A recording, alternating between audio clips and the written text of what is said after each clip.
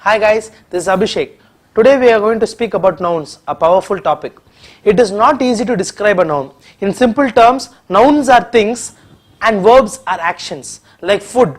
Food is noun, is something you eat, which is verb. Or happiness. Happiness is noun, is something you want, which is verb. Another example is human being. A human being is noun, is something you are, which is a verb.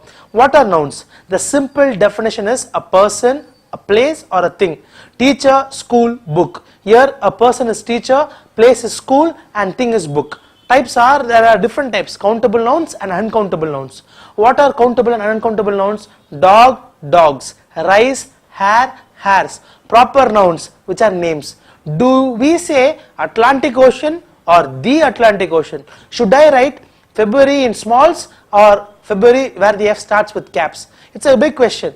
Surely, Mr. Jekyll, Thailand, April, Sony. See, the most important thing of proper nouns is it should start with the caps, because the Atlantic Ocean is only one Atlantic Ocean. February is there is only one February. So, name of a person should start with caps. These are the things which you have to remember in proper nouns, which are names. Possessive yes. What is possessive yes? Adding yes or to show possession. Okay, so why do we add an apostrophe s? John's car, my parents' home. Here I stress it is John's car because I know it is John's car. We add a possessive s. Noun as adjective. Sometimes we use a noun to describe another noun. In that case, the first noun is acting as an adjective.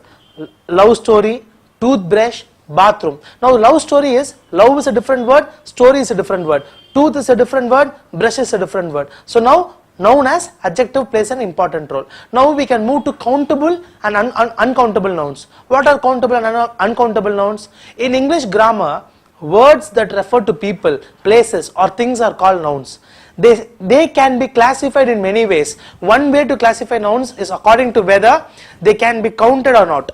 Many English mistakes are related to this point. These mistakes happen commonly. Like you will understand, when countable and uncountable nouns are like how to use them correctly in a sentence is a very big question which so many students ask me. Countable or count nouns are words which can be counted.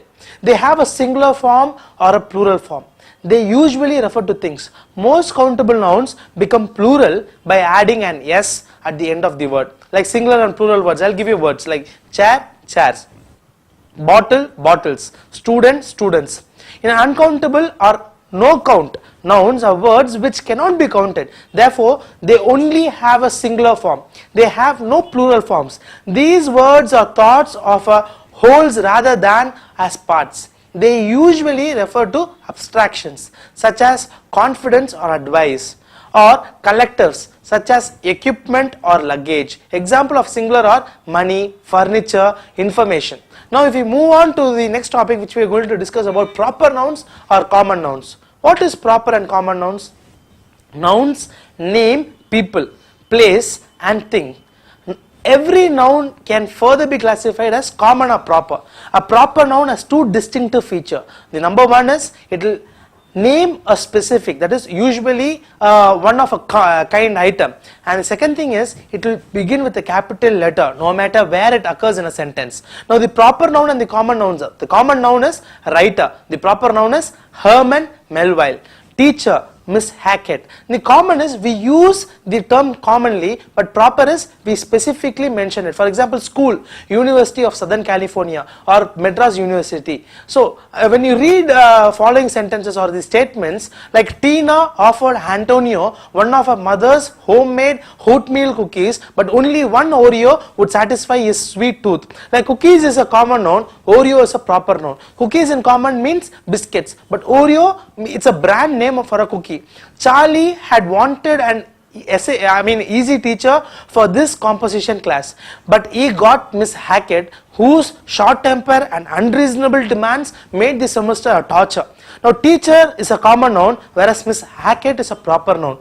Now if you go on to compound nouns are nothing but words can be combined to form a compound nouns. These are very common and new combinations are invented almost daily. They normally have two parts. The second part identifies the object or person in question. That is a man, friend, tank, table, room. The first part tells us what kind of object or person it is, or what its purpose is, like police, boy, water, dining, bed. So now I'll give you an example, what type or what purpose, or what or who. Police is man, boy is friend, water is tank. So like this you people have to compare your active and passive. Now the two parts may be written in a number of ways as one word. Example, policeman, boyfriend. As two words joined with an hyphen, that is dining, table. Here dining is different, table is different. As two different separate words like fish, tank. Here we are bringing the two words like fish and tank together to form a word. There are no clear rules about this. So like you have to write the compound words that you know well as one word, and the others are two words. Like for example, the two parts may be noun plus noun. Example, bedroom, water tank. We will not tell bedroom, we tell as bedroom, water tank, motorcycle, printed cartridge. Noun plus verb is rainfall, haircut, train spotting. Noun plus adverb will be hanger on, poser by, or verb plus noun is washing machine, driving license. Verb plus adverb will be lookout, take off. Now adverb plus verb will be output, overthrow, and these are the things which you have to concentrate on compound nouns. Now if we move on to the noun cases, what is the noun cases? Noun cases is another topic which comes under noun. The case of a noun tells us about the position of that noun in a sentence. In English there are 5 cases, effectively like nominative case, objective case, dative case, or possessive case, vocative case. All these 5 cases have been explained beautifully in the upcoming topics, but before that I'll give you a small gist of it. Like, are you going as a wish in the process of learning grammar? Take a breath. The section of noun cases will simplify your process. The compound nouns is very useful for you. Hope you understand what is compound nouns. So basically this is all about nouns, guys. Only with a bit of practice you can understand what is nouns. Thank you. Hope this topic was useful to you. Cheers.